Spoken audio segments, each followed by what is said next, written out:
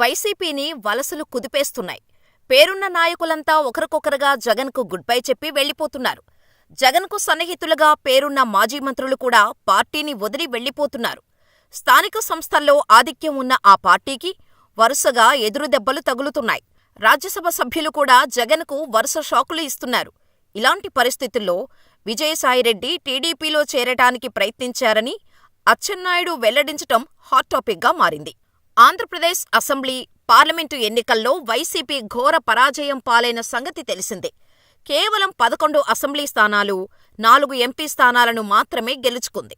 ఈ నేపథ్యంలో వైసీపీకి రాజీనామాలు చేసే నేతల సంఖ్య అంతకంతకూ పెరుగుతోంది. ఇప్పటికే పలువురు ఎమ్మెల్సీలు, మాజీ ఎమ్మెల్యేలు, ఎంపీలు, మేయర్లు, మున్సిపాలిటీ చైర్మన్లు, జెడ్పీటీసీలు, ఎంపీటీసీలు, కార్పొరేటర్లు, కౌన్సిలర్లు ఆ పార్టీని వీడారు. కాగా రాజ్యసభలో వైసీపీకి 11 మంది ఎంపీలు ఉన్నారు. వీరిలో ఇప్పటికే 3 రాజీనామా చేశారు. మోపిదేవి వెంకటరమణారావు, బీద మస్తాన్రావు, ఆర్ కృష్ణయ్య తమ రాజ్యసభ పదవులకు రాజీనామాలు ప్రకటించారు. మోపిదేవి, బీద టీడీపీలో చేరాలని నిర్ణయించుకున్నారు. ఆర్ కృష్ణయ్య బీజేపీలో చేరతారని టాక్ నడుస్తోంది. మరోవైపు వైసీపీలో నెంబర్ 2గా చక్రం తిప్పుతున్న విజయసాయిరెడ్డి కూడా టీడీపీలో చేరటానికి ఆసక్తి చూపుతున్నారని టీడీపీ సీనియర్ నేత, వ్యవసాయ శాఖ మంత్రి అచ్చెన్నాయుడు బాంబు పేల్చారు. విజయసాయిరెడ్డి వైసీపీ తరపున రాజ్యసభ సభ్యుడిగా రెండోసారి కొనసాగుతున్నారు. అంతేకాకుండా వైసీపీ రాజ్యసభ పక్ష నేతగా వ్యవహరిస్తున్నారు. ఈ ఏడాది జరిగిన పార్లమెంటు ఎన్నికల్లో విజయసాయిరెడ్డి నెల్లూరు నుంచి లోక్సభకు పోటీ చేసి ఓటమి పాలయ్యారు. గతంలోనే విజయసాయిరెడ్డి బీజేపీలో చేరతారని వార్తలు వచ్చాయి. అప్పట్లో నందమూరి హీరో తారకరత్న చనిపోయినప్పుడు ఆయన భార్య తరపు బంధువైన విజయసాయి అక్కడకు వెళ్లి టీడీపీ నేతలతో సన్నిహితంగా మెలిగారు.